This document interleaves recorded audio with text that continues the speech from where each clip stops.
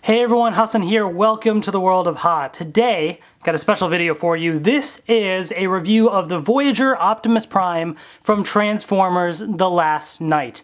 So, new Transformers movie is on the way. New Transformers toys are here as well. I've collected a couple of the Transformers movie toys since Dark of the Moon, and then a couple Age of Extinction toys as well. I've done a couple reviews in the past, and I was a little iffy on doing them, but you guys seem to really like the reviews, and so I was like, you know what, let me try out a couple things. I don't think I'm going to be getting a lot of stuff from Transformers The Last Night, but I figured I'd pick up a couple things, see how they are, see if I like them, see if you guys like these reviews, and if everything all clicks, then maybe we'll do more. If not, no worries, it's trial run, we'll have some fun with it and move on. So, without further ado, this is the Voyager class Optimus Prime. So, these are all Premier Edition. I don't know what the distinction is between that, because I think every toy that I saw says Premier Edition. But anyways, here's the packaging. Transformers right there. Transformers The Last Night. Optimus Prime. And then you have some cool artwork of Optimus Prime right there. Looking kind of evil, although he has like blue eyes. So normally you got red eyes when you're evil. But anyways, Voyager class right here. So pretty cool. On the side, Earth's greatest protector, Optimus Prime, or as we'll find out in the movie, according to the trailers, he seems to be a villain, so we'll see what happens. But here it is right here. They also have a Voyager class Grimlock. However, from my understanding, it's just a repaint of the Age of Extinction Grimlock, which I already have, so no need to worry buying that. But this will transform in 30 steps, so we'll take a look at that. So yeah, that's it right there. So without further ado, let's get this thing open and take a look. Alright, so I have Optimus Prime out of the packaging right here, so let's take a look. Let's move the box out of the way here. And this is it. This is the Voyager class Optimus Prime.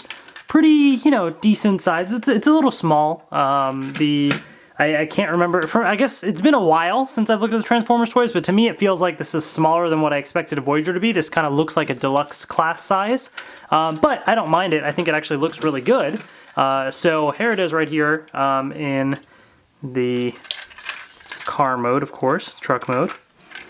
Pretty decent, so it's mostly blue with little bits of red flames on there. You got your Autobot logo right there as well.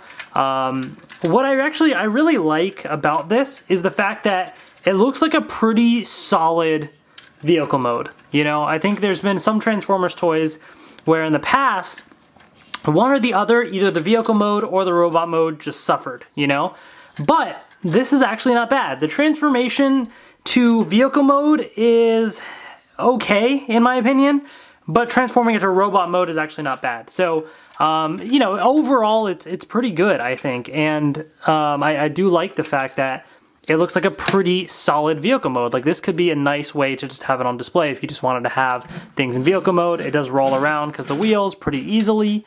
So all in all, vehicle mode is pretty solid. Definitely pretty cool. So now we're going to transform it. So this is what will be a little challenging. Just so you know, there's a couple different steps that you can do in different orders. So don't necessarily do what I'm doing in this exact order. You can do it a little differently, but overall, this is how it transforms. So to start off with, we are going to lift up the hood right here, like so. Then you're going to pull out the doors on either side and fold them in and back like that.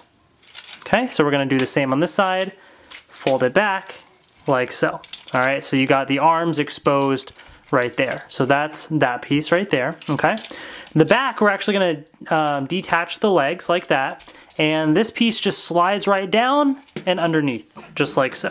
All right, so this just slides down and under, just like that.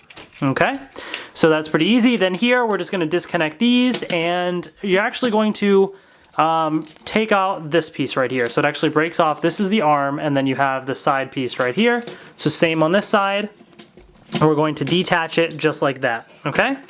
Then what you're going to do is you're actually going to fold this red piece back just like that, and it clicks into place. So this folds back, clicks into place just like so, okay?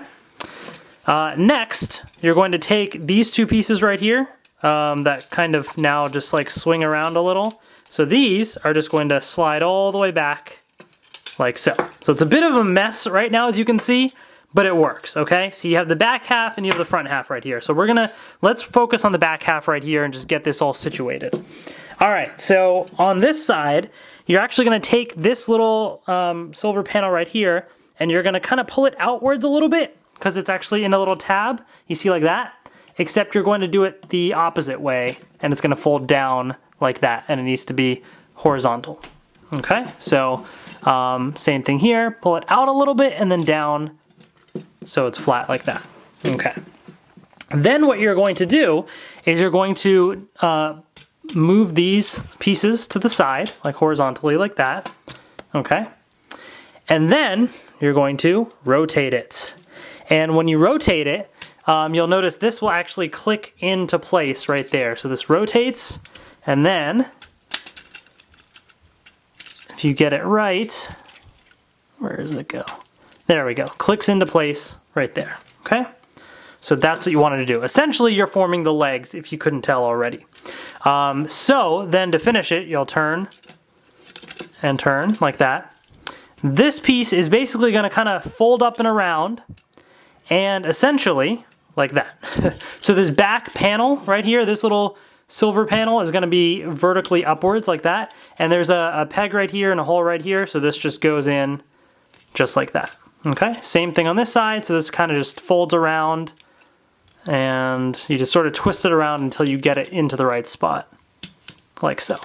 So this is what the legs should look like. You have, this is your foot right here, and then the wheels are on the back side right here, and it's kind of going down like this, okay? So that is half of the body. Now we still have this upper half, which is a bit of a monstrosity. So first thing we're actually gonna do is we're going to rotate this around. So the top half rotates around, like so. Okay, then we're gonna move the arms to the side, like that. Oops. And every now and then these little pieces do come off, but luckily they are pretty easy to just kind of snap right back on.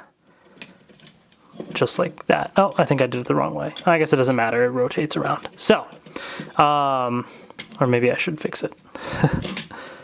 Yeah, just like that. Okay, so just like that. And you're actually going to bend the arms down, and this piece right here actually sort of just folds around and goes to the right, like that, okay? Same thing here, arm goes around, this folds around, and then goes onto the right, just like that. So these are kind of like little shoulder pads, basically. Then here, you're actually going to lift out the head, and this piece sort of pulls out like that, and then folds inwards and clicks into place right here. Okay, just like that.